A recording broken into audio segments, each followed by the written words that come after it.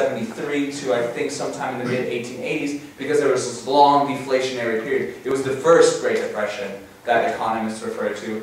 But nonetheless, there's this huge productivity increase, and specifically a huge increase in real wages. To say that the economy isn't doing well at this point would be, I mean, no historian would agree with that. It's impossible to say. So the implications of the theory make sense. You demonetize silver, you take a certain amount of money out of circulation, you usher in a deflationary period, and the economy suffers, but this isn't true. This just isn't what's happening in late 19th century US. I can't talk about Europe, though, specifically. Well, of course, I did not say that there was a constant deflation. I said that, I should have said that there was this interplay between inflationary and deflationary periods, but there was an overtone. And to my mind, and I'm willing to be in the minority of one, if everybody else swears the opposite, I will still maintain that after the demonetization of silver, the overtone was deflationary. And I don't care if the whole world swears that it was inflationary, because these repeating deflationary episodes were doing a lot of damage, and greater damage than whatever inflationary periods did. And as a whole, you won't understand the whole history between 1871 and 1971. It's about, or almost exactly, 100-year period. But if you want to understand what has happened, I think the overtone is deflation. And I would not disagree with that. Oh, you don't? Well, then we are in complete agreement. But the problem is that it doesn't usher in a time of economic sort of dirt. Like this is a time of an intense industrial boom. Yeah, but you can't look at it in isolation from all of the industrial sort of stuff and sort of. This is what I wanted to add to. This is that issue of scalar versus vector once again. I don't think the professor is saying that if you look at the economy as a single scalar, whether it be GDP or something else, that the economy, the scalar, lost in absolute value. Yeah. I think what he's saying is that the economy is composed of, at that time, what, 80 million people in the United States? 10 million of them were hurt badly by the demonetization of silver, even if others were doing well because of the improvement in technology of steam power, and then later the internal combustion engine, electricity, the telegraph, the light, gaslight power, and so forth. You have damage being done over here. Other people are prospering, but imagine how much more prosperous it would have been if you hadn't hurt these people. And also the financing of all this development in terms of irredeemable currency, which is also part of the picture. In other words, they were trying to replace silver with paper.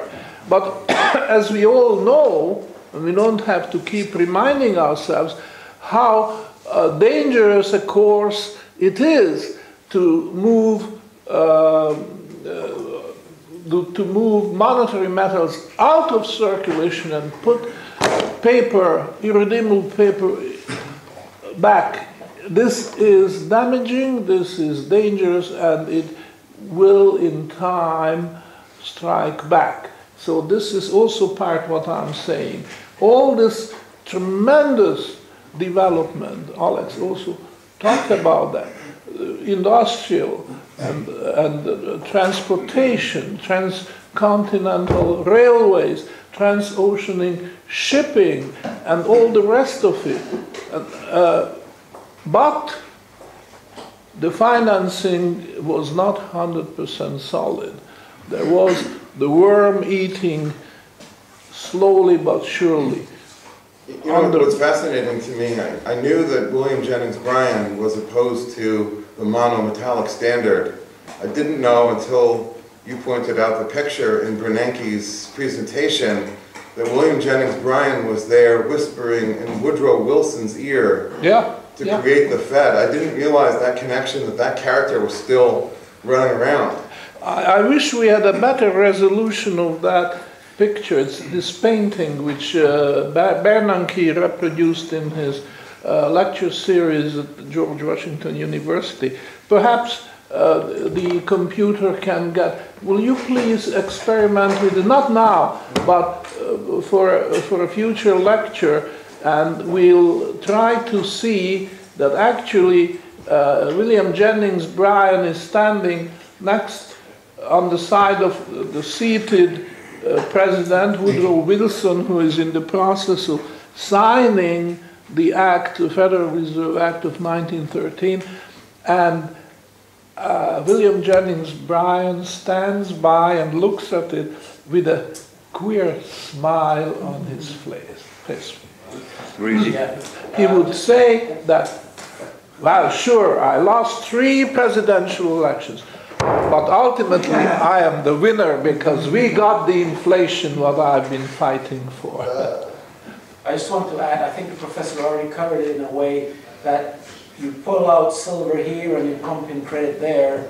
You pump in a little more credit, you can have your Gilded Age, but how long is it going to last? And it's very similar to what happened when gold was pulled out, the Great Depression, and the credit was pushed in its place. Same scenario. I'd like to make 2 comments and pose 1 question. First comment to this picture you just referred to, Professor. We looked it up on the internet and couldn't find a picture saying who is who on this picture. But I believe not Jennings was not the person next to the president, but the second next. And this is the person. Okay. So the next, the smiling person, that's not him.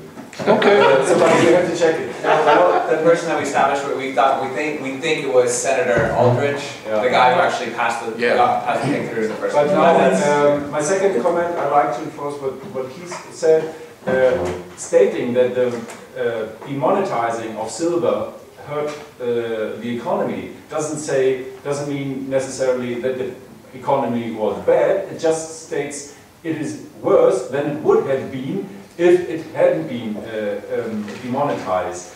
And so it's a relative thing. And I think this applies for today as well. Again, we have a phase of globalization as we had back then.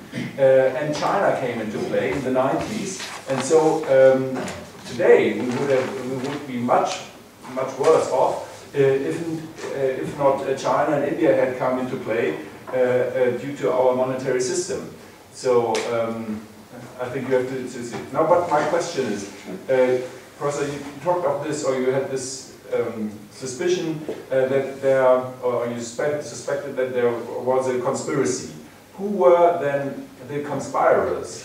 The owners of gold or the government? I mean, who were these conspirators? Well, we don't know, but the suspicion is that it was the banking. There was an international banking cartel at that time already, although it was not as clear as it is today. But there were bankers, international bankers in Germany, and there were international bankers in the United States. And well, not obviously, but presumably there was an understanding between these 2 groups.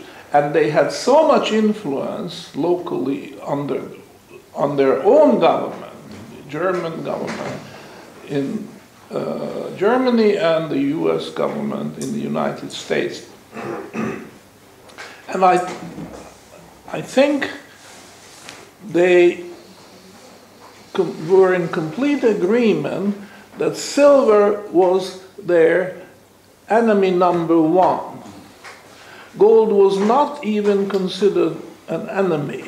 They could very well live with the gold standard because it would be much easier for them to concentrate gold reserves under their own control than it would have been to concentrate silver reserve. But what's the motive? What? The motive, the motivation. Why? Well, they wanted world power, as simple as that. May I give a suggestion? I think the overall plot or master plan, so to say, is to replace step by step commodity money, real money, by, well, Paper, their own, paper money, their which own. you could collect interest on. So getting a pure gold standard just was the second last step to switch off another the commodity money. To have the base money. I mean, the next step was at the eve of the First World War to expand the credit, but they couldn't have done this if there was would have been silver in place. Well, That's mine. these are details, and we can only guess We- what actually. We have a couple of more questions, so Just one word on this. The GDP can be doing fine, thank you, but there's a wealth transfer. Those middle-class families who had held their wealth in the form of silver are impoverished, and someone who's printing the paper money gets wealthier. Wealth transfer. I mean, that's clearly that. And what you're saying also, it's a progression to transfer from monetary metal to paper. Exactly. That's the same thing. And it's also wealth transfer at the same time, and a power transfer. And it's a necessary step, so that you can't free, so to say, from it. Even then, if only gold is legal tender and not silver any longer, you can't. Range is too much. okay. We Professor, you said something like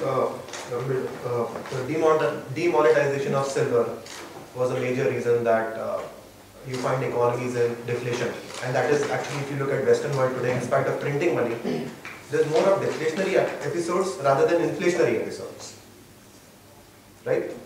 So, Question? Is this well, we'll get to it. yeah, Hold on. then the question arises is, why is it the second most important, second most powerful man in the world thinks that under the paper money system, you can always avoid deflation? Who said that? It's a statement actually, I don't... That's because Milton Friedman said that. Milton Friedman said that during the Great Depression, which was a huge deflationary collapse, that the money supply contracted. I mean, the guy could look at a chart. So he knows, well, obviously the palliative is to expand the money supply, which is easier said than done, because it's like trying to outrun a tsunami. Because in a great deflationary collapse, you have a destruction of both credit and debt by defaulting debt. And so it was easier said than done. Bernanke said that. It doesn't mean it's true. Friedman believed it. It doesn't mean it's true. Yeah, the monetarist hypothesis has already been slammed, but you're asking a Still, I different have just one more thing, just small thing. Demonetization of silver. We've seen that it has led to deflationary collapse over the last 50-60 years in major economies. You start from any economy. Why has that not led to inflationary collapse? How do you scale the bifurcation point between an inflationary collapse and a deflationary collapse? What makes you side one to the other? Well, the inflationary collapse is all too obvious for everybody to see. You cannot help just look at the prices of groceries you are buying and immediately see that there's something wrong. When grocery prices uniformly go up a certain percent every day or every week or every month, then you feel it on your own skin. Deflationary collapse is much more insidious. You don't see it, you don't feel it, until it's probably too late. But no, the question was, how do you know which one you're about to go into? Because... Well, how to predict? Yes. Well, you have to have a great insight. And I'm not saying that if I had lived then I would have foreseen and I would have been able to predict when they demonetize silver that now this is it, because from now on it's going to be the undertone of the general tendency for the next 100 years will be deflation. I might have been tempted to say, no, it's inflation, because there's so much paper money is pumped into the system artificially. And that, I have never believed in the quantity theory of money, but I cannot say that I was never under its influence. I was not a card-carrying believer, but you just couldn't escape the influence on your thinking. So my thinking have been infected to some extent. There's going to be a whole day of inflationary, deflationary spiral on Sunday. The professor is talking in the morning on this topic, and I'm talking in the afternoon. Professor, is it possible that you have a simultaneous deflationary collapse in demand created by an overwhelming supply of debt that can't be serviced by a contracting economy, tried to be reversed, as Bernanke is trying to do, by priming the pump, increasing the supply of money, debasing its quality, leading ultimately into a complete debasement of money, so prices start exploding, not because of demand, but because money's becoming worthless. So you have an apparent hyperinflationary destruction of currency with the deflationary collapse in demand happening at the same time. So what you are suggesting is that there's a kind of confusion or merge of tendencies, mixing up deflation and inflation. I would say this is probably what happens, but only towards the very end. Right? In earlier periods, there is a distinct, and it flip-flops between inflation and deflation, and the yield curve would wriggle from normal to invert and back, and again, you know, it would be nice to have a movie picture of that yield curve as it wriggles. This somebody should make such a the dance of the wiggle of the yield curve.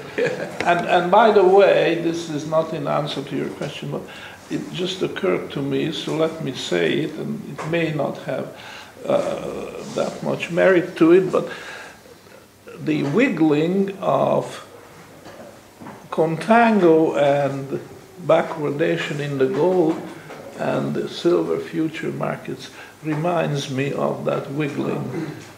So if you want to make a movie picture of the backwardation and contango, because this flat state, which is zero basis, basically is very unstable, and then this wiggling period might last for so long. We don't know how long, but we are theoretically convinced that ultimately it will go to permanent backwardation. So that's just a side off-the-cuff remark. Any more questions before lunch? I think before we close, I've just got a very quick comment.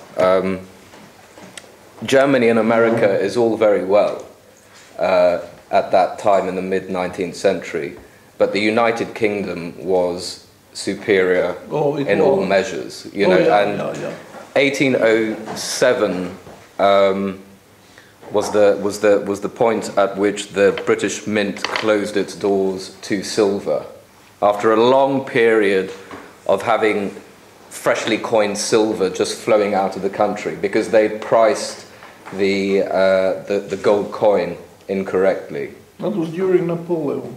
No, this was a whole series of episodes prior to 1807, and there was a edict at the Exchequer which basically overpriced gold guineas versus the subsidiary silver coinage, which just left Britain on a gold standard accidentally. The silver coinage was in very bad shape. It was in very bad shape. Overworn, you couldn't see anything. It was almost shiny. Exactly, and as we know, Newton was brought in to say what's going on here, you know, to figure out the problem, and because the Exchequer was the Treasury was upset with the fact that they were spending millions of pounds in today's money minting these silver coins, only to see them sort of go off to the They never continent. entered circulation. They never entered circulation. They were exported straight from the mint. Exactly, exactly. So you had this period of certainly not instability between 1807 and 1873. And I suppose there might have been an element of Germany and America wanting to just copy the king of the world at that moment, which was the United Kingdom. But there was no problem per se with what the British were doing when they closed the mint to silver and were the only country in the world on a strict gold standard. So I think that might require further investigation.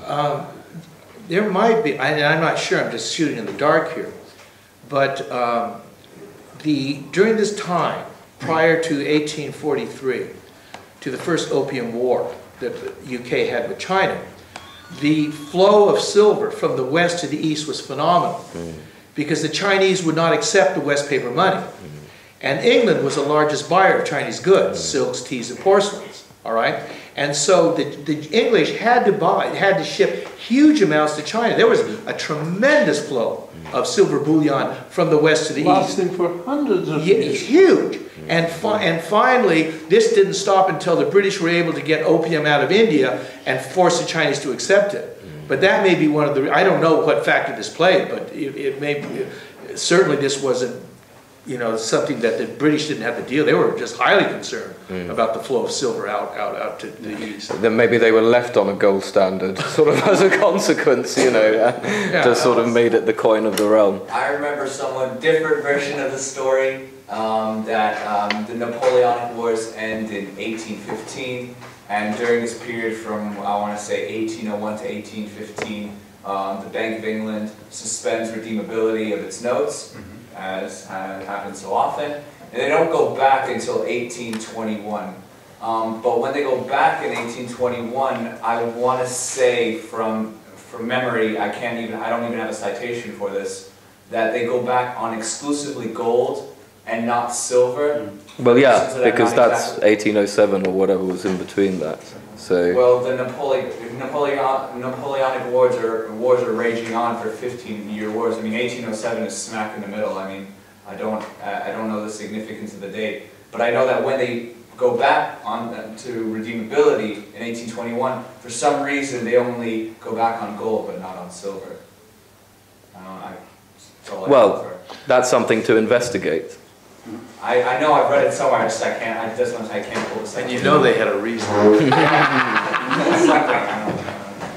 Sandy, there's the obvious connection between the silver, well, not so obvious connection. There is a connection between the demonetization of silver and the emergence of central banking. Now, England had already a long history of central banking, and that central bank was there to provide funds for the king's wars. It has already been... Well. It has been... In defense of the king. In defense of the king. It was originally there to monetize the government's debt, And the government's debt was to do what exactly? Whether at the margin they would monetize more debt, that probably wasn't in the original contract, but I'm sure it came along there. Britain was the empire of the time, to the great chagrin of France and Germany, in a lesser degree even Russia and Japan. But all these empire buildings could only be financed in a certain way, and silver was in their way. It was too limited. And it's obvious to see why they would all, the governments of the time would have loved an expanding monetary system through central banking. So it is absolutely, in my opinion, and in the professor's opinion also, not so much of a coincidence anymore. That central banks have a competing currency, which is paper, and they got rid of their opponent. So central banks and governments, and here are your protagonists, they are the culprits. They conspired anyway and got rid of their enemy for the central banks, and governments got got the money to build the empires. I'd like Germany to, built it, back that to railway, and went that to Berlin railway. That was a sign, and it was definitely not going down very well with the British at the time. In fact, it led to the First World War. And I could disagree with you. I'd like to say something in defense of central banks. Sorry? I'd like to say something in defense of central banks. Oh, all right. Is that central banks were sort of the referee of the financial realm, and they really, and there were people in the central bank that wanted to maintain stability for stability's sake. All right? Government was always pushing the constraint. All right? And investment bankers were always pushing the constraint. All right? And the professors pointed out that the great demonetization of the monetary system happened right before World War I. They were all ready to go. They were getting to go into the arena. And to go into the arena fully armed meant that you had to spend what you didn't have. The Germans did it. They just all dispensed with it and went to paper. All right? But the truth is that the bankers, in their heart of hearts, if they do have one, or what substitutes for it, knew the critical thing about the stability that gold afforded their system. All right? Now, the governments themselves, they didn't care about this. They just wanted more. Investment bankers wanted leverage. So they wanted more paper. But the central bank, the ones who were responsible, you know, Strong and those people, there really was a system of integrity among those just to keep their system going, because they knew they had to have that confidence in paper money which gold afforded them. If they were ready to dump it out wholesale, it could have been done a lot sooner. The truth is, gold left the monetary system not because the central bankers dumped it, is because the military-industrial complex in the United States was so powerful, they overspent it, and the bankers had no control over it. There was 21,775 tons of monetary gold in the United States, the largest hold of monetary gold since Croesus. I don't even think Croesus had it. All right? But after World War II, the United States was determined to supplant England as a world power. It already was the economic power in the world, but it didn't want anything in it. They wanted to be everything. So what they did is we had a global footing around the world, and we had all this money spent, so the bankers had to keep giving out gold for all this excess dollars that were planted over there. And I love the American press, all right? The truth is, the French supported the American Revolution against the British. They gave us that Statue of Liberty, all right? The British came and took over America, basically with the Federal Reserve having a huge influence. And one of the things that they say out there, and people blame the French, they say it was the French that came and placed the claims against the gold, which forced the United States to go off. Well, that's like saying, you know, I mean, the United States already overspent the gold. We had billions in outstanding obligations that we couldn't cover. But the truth of the matter was, it was the British head of the Exchequer that presented the United States with a $3 billion bill for bullion in July that caused the Americans to go, we got to shut that window. Or raise the price of gold, which they could have, to maintain the stability of the system. But they chose to go the other way. So that's the thing. The central bankers, some of them really wanted to maintain integrity, but they could not. It's like the mafia. You're just a bunch of competing power groups in collusion with each other to maintain your own power. And every once in a while, one of those guys gets so much power that the rest can't contain him. And that's what happens. So it was the British that caused the gold window to close. Yeah. Well, yes. I like that. I think, any more questions? Okay, I think we call it lunch. Thanks very much.